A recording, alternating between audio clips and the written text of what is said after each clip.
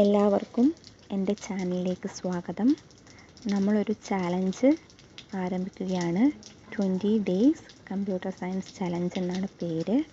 Degree level preliminary എക്സാമിന് വേണ്ട computer science topic, അതായത് ഫുൾ സിലബസും കവർ ചെയ്തുകൊണ്ടുള്ള ക്ലാസ്സുകളായിരിക്കും ഇതിൽ ഞാൻ നൽകുന്നത്. അതിനകത്ത് നമ്മുടെ പ്രീവിയസ് ക്വസ്റ്റ്യൻ വന്നു, പിന്നെ അതുപോലെ തന്നെ കമ്പ്യൂട്ടർ സയൻസുമായിട്ട് റിലേറ്റഡ് ചെയ്ത കറണ്ട് അഫയേഴ്സ് വന്നു, പിന്നെ മോക്ക് ടെസ്റ്റും വന്നു. അപ്പോൾ ഇത്രയും കാര്യങ്ങൾ ഉൾക്കൊള്ളിച്ചുകൊണ്ട് ഒരു 20 ഡേയ്സ് സ്റ്റഡി പ്ലാൻ അല്ലെങ്കിൽ 20 ദിവസത്തെ ചലഞ്ചാണ് ഇവിടെ ആരംഭിക്കുന്നത്.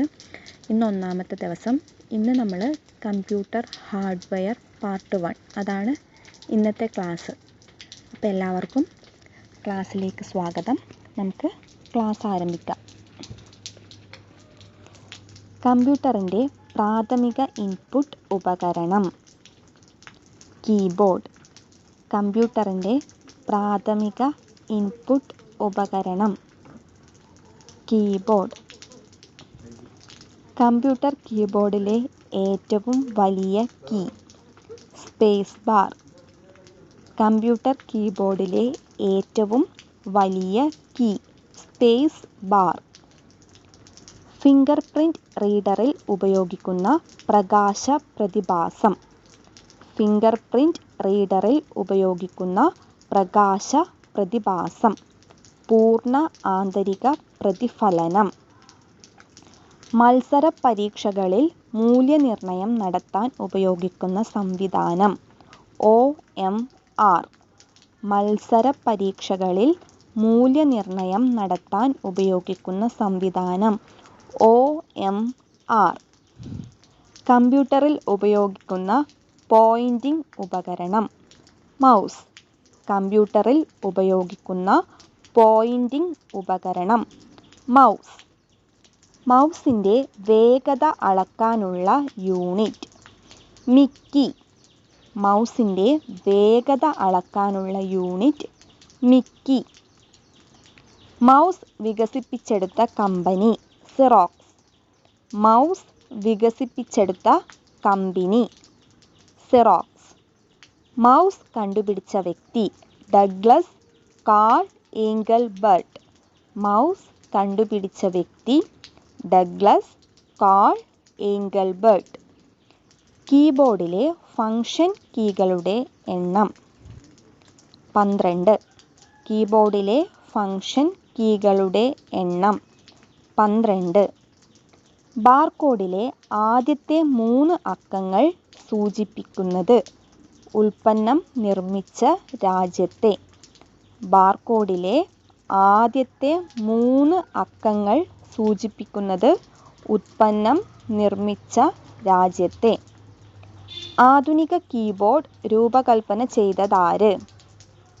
CL shawls. ആധുനിക കീബോർഡ് രൂപകൽപ്പന ചെയ്തത് ആര്? CL shawls.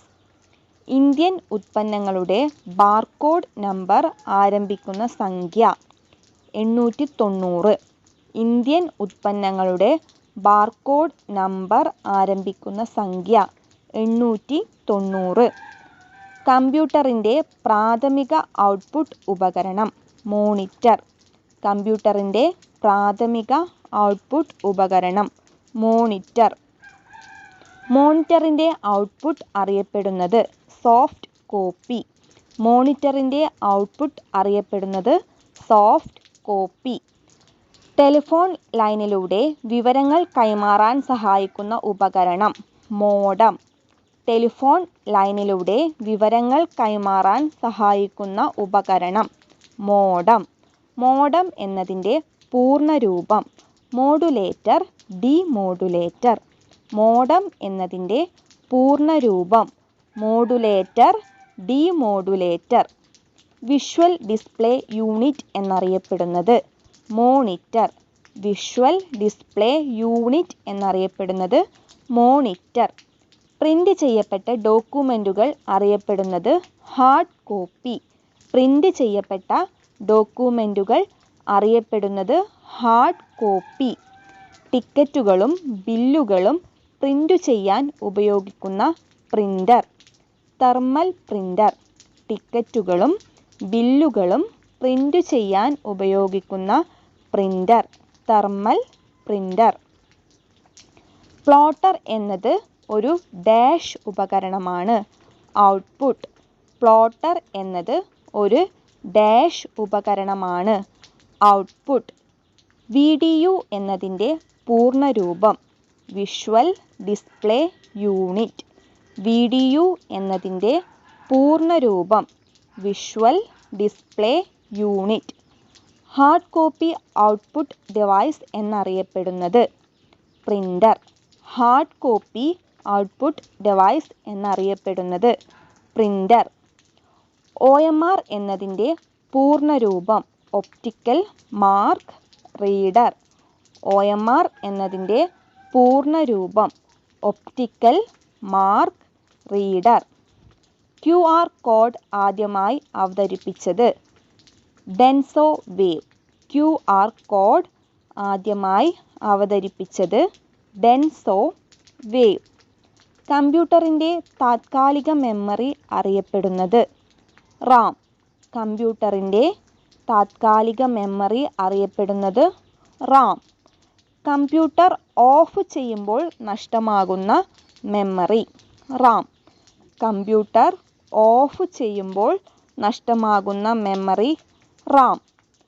റാം എന്നതിൻ്റെ പൂർണ്ണരൂപം റാൻഡം ആക്സസ് മെമ്മറി. റാം എന്നതിൻ്റെ പൂർണ്ണരൂപം റാൻഡം ആക്സസ് മെമ്മറി. റോം എന്നതിൻ്റെ പൂർണ്ണരൂപം റീഡ് ഓൺലി മെമ്മറി. റോം എന്നതിൻ്റെ പൂർണ്ണരൂപം റീഡ് ഓൺലി മെമ്മറി.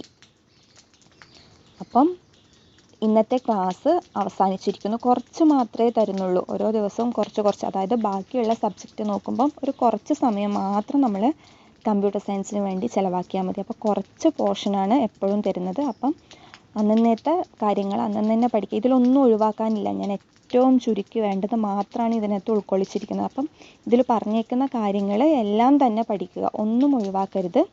അപ്പം എല്ലാവരും ഇത് പഠിക്കുക. ഇതിൻ്റെ അതായത് കമ്പ്യൂട്ടർ ഹാർഡ്വെയർ പാർട്ട് 2 നാളെ ഞാൻ അപ്ലോഡ് ചെയ്യുന്നതായിരിക്കും. Thank you for watching.